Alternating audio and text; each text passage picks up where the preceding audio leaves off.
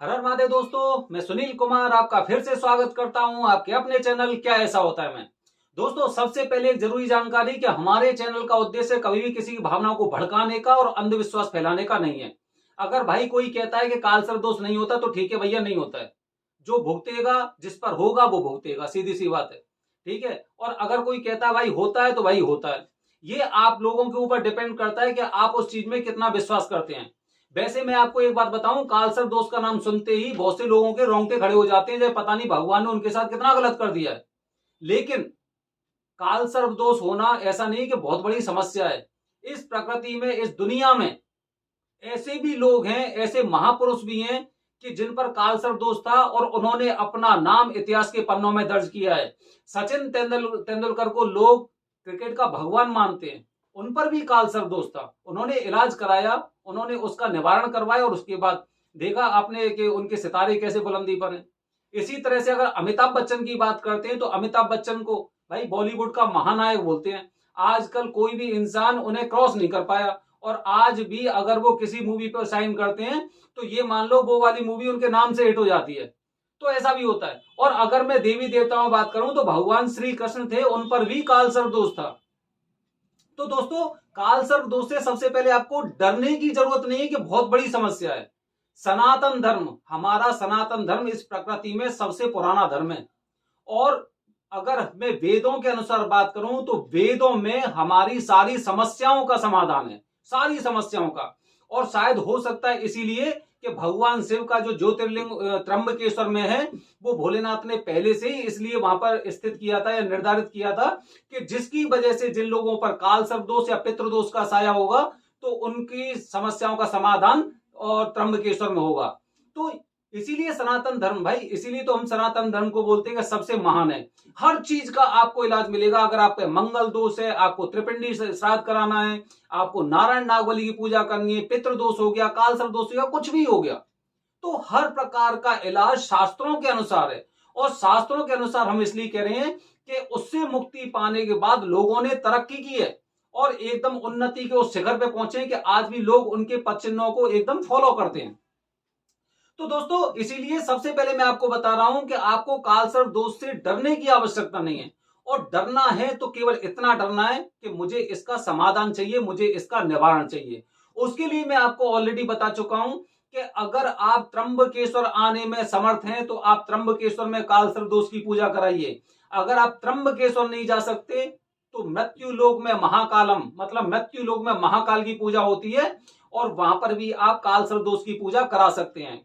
दोस्तों, मृत्यु लोक में महाकाल की पूजा होती है, मतलब हम लोगों का अगर शास्त्रों के अनुसार और सनातन धर्म के अनुसार अगर मैं बात करूं तो मृत्यु लोक में महाकाल की पूजा बताई गई है। इसीलिए हर इंसान को, मैं ये नहीं कह रहा कोई हिंदू है, मुसलमान है, सिख है या ईसाई है, हर इंसान को, जिसे इंसान का शरीर मिला है, उसे महाकाल बाबा के दर्शन एक बार कम से कम अवश्य करने चाहिए। नहीं तो ये मान लो कि उसकी जिंदगी पूरी तरह से समर्थ नहीं है, मतलब सक्षम नहीं है, और उसकी जिंदगी का उद्देश्य पूरा नहीं हुआ है।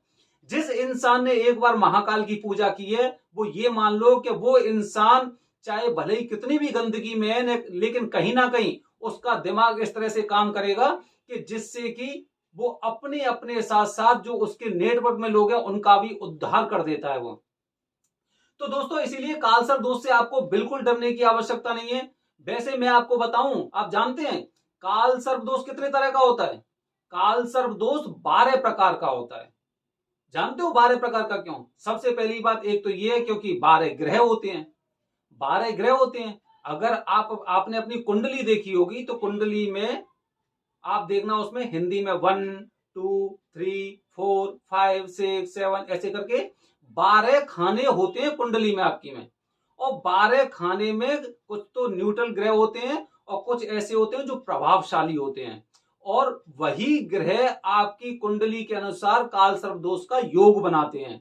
तो दोस्तों, इस तरह से 12 कालसर्प दोष होते हैं। 12 प्रकार के होते हैं कालसर्प दोष। कालसर्प दोष तो एक ही होता है, 12 प्रकार के होते हैं। आप जानते हैं 12 प्रकार के कौन कौन से कालसर्प दोष होते हैं? मैं बता रहा हूं, सुनिए आप। पहला पहला कालसर्प दोष होता है जिसका नाम है अनंत, अनंत कालसर्प दोष। दूसरा जो काल सर्प दोष होता है उसका नाम है कुलिक, कुलिक काल सर्प दोष। तीसरे काल सर्प दोष का नाम है वासुकी काल सर्प दोष। चौथा शंखपाल काल सर्प दोष। पांचवा पद्म काल सर्प दोष। छठवां महापद्म काल सर्प दोष। सातवां तक्षक काल सर्प दोष। आठवां करकोटक काल सर्प दोष। नवा शंखचूर्ण काल सर्प दोष। दसवां घातक काल सर्प दोष। 11वां विषधर काल सर्प दोष और 12वां शेषनाग काल सर्प दोष। ये 12 प्रकार के काल सर्प के दोष होते हैं और राहु और केतु की स्थिति के अनुसार, कुंडली में राहु और केतु की स्थिति के अनुसार और ये दोष बदलते रहते हैं। जैसे कि मैं एक उदाहरण के तौर पर देखो, आपको यहां पे दिखाई देगा, यहां पे दिखाई देगी कुंडली। कुंडली में देखना, पहले ग्रह पर राहु और 7वें ग्रह पर केतु और सारे ग्रह उनके बीच में, मतलब कौन सा हुआ? अनंत काल सर्प दोष। मतलब जिसके जन्म स्थान में, कुंडली के जन्म स्थान में अगर राहु है और 7वें स्थान पर अगर केतु है तो इसका मतलब यह है कि ये अनंत काल सर्प दोष है। तो दोस्तों ऐसे ही जब राहु दूसरे में आ जाएगा, केतु 8वें में पहुंच जाएगा, तो उस समय बनेगा कुलिक काल सर्प दोष। किसी इंसान के ऊपर केवल एक ही काल सर्प दोष होता है, इसीलिए आप किसी तरह के भ्रम में ना पड़े कि भाई हो सकता है मेरे ऊपर सारी की सारी परेशानी हो। ठीक है, और इन सब का इलाज त्र्यंबकेश्वर उज्जैन में आप कहीं पे भी करा सकते हैं, बड़े आसानी से करा सकते हैं। और पूजा के बाद के जो 40 दिन के नियम है उनका भी आप अच्छी तरह से अगर पालन करेंगे तो आप खुद समझ जाएंगे कि भाई मैंने इतनी देर क्यों कर दी, इतनी मैंने देर क्यों कर दी, क्या कारण था, कोई वजह तो होगी। हो सकता है घर परिवार में इतने उलझे हुए होंगे आप कि 30, 35, 40 साल तक आपने ऐसे ही काट दिए। अब अंत में जब कोई चारा नहीं बचा, क्योंकि पहले तो भगवान पे विश्वास ही नहीं करते थे, विश्वास करते थे केवल अपनी ताकत पर, अपनी शक्ति पर, अपने पैशन पर, अपनी स्किल्स पर, इन पर विश्वास करते थे। अब वो विश्वास कहां गया आपका, जिस पर आप इतना अटूट विश्वास करते थे? आप 40 साल की और 45 साल की उम्र पे और वो चीजें आपके सामने आ रही हैं, अब विश्वास खत्म हो गया। अब भगवान से एक डोर बांधी जा रही है कि भोलेनाथ मेरे इस दोष को दूर करें, क्योंकि ना मैं अपने जीवन में उन्नति नहीं कर पाया। दोस्तों तो ऐसा होता है, अगर इस चीज का पहले से हम समाधान कर चुके होते ना, तो जिस स्थिति से आप नीचे की तरफ लुढ़के हो, अब तक वो उससे नीचे लुढ़कने की नौबत नहीं आती, बल्कि उतना ही उससे ऊपर पहुंच जाते आप।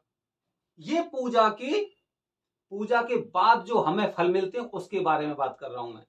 तो दोस्तों इसीलिए कालसर्प दोष की पूजा आपको अवश्य करानी चाहिए। दोस्तों अगली मेरी वीडियो में, आने वाली मेरी वीडियो में मैं एक एक कालसर्प दोष के बारे में विस्तृत जानकारी देने वाला हूं।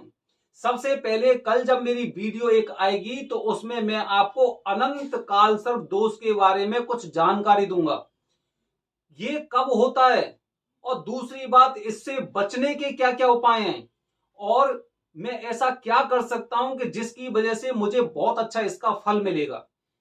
एक एक वीडियो के माध्यम से, एक एक कालसर्प दोष को एक एक वीडियो के माध्यम से मैं कवर करूंगा, जिससे कि जिन लोगों के ऊपर कालसर्प दोष का साया है या फिर उनके पंडित जी ने उन्हें बताया है कि भाई तेरे ऊपर अनंत है, तेरे ऊपर शंखचूर्ण है, तेरे ऊपर शेषनाग है, कुलिक है, तक्षक है, कुछ भी है, विषधर है, ठीक है, तो वो कालसर्प दोष के अनुसार वो लोग समझ लें और दूसरे लोग भी इस तरह से समझ लें कि कोई भी कालसर्प दोष इतना आसान नहीं है जितना तुम समझ रहे हो ना कि आसान है, इतना आसान नहीं है। क्योंकि एक बात अपनी जिंदगी में हमेशा याद रखना, अगर पिताजी ने किसी से धन उधार लिया है, पिताजी ने अगर किसी से धन उधार लिया है और वो अकस्मात ही इस पृथ्वी लोक को छोड़कर चले जाते हैं, तो भाई उसकी पूर्ति उसके पुत्र को करनी पड़ती है।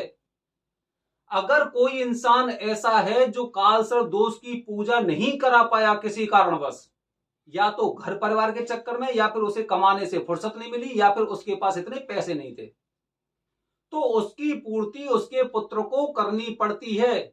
या तो दोष हो या फिर फल हो। हमने बचपन से देखा है, जब हम छोटे थे तो हमारे मम्मी पापा जी व्रत रहते थे, और जब हम उनसे बोलते थे कि नहीं मम्मी अब की तो हमें भी व्रत रहना है, तो मम्मी पापा जी हमारे हमसे बोलते थे बेटा मैं रह तो रही हूं। पापा जी बोलते हमारे बेटा हम रह तो रहे हैं, तुझे रखने की क्या जरूरत है, अभी तो बहुत छोटा है। जब वो हमारे लिए अच्छे फल के लिए व्रत रख सकते हैं, तो दोष में भागीदार कौन होगा, ये आपको सोचना है। धन्यवाद दोस्तों। जय हिंद, जय भारत, हर हर महादेव।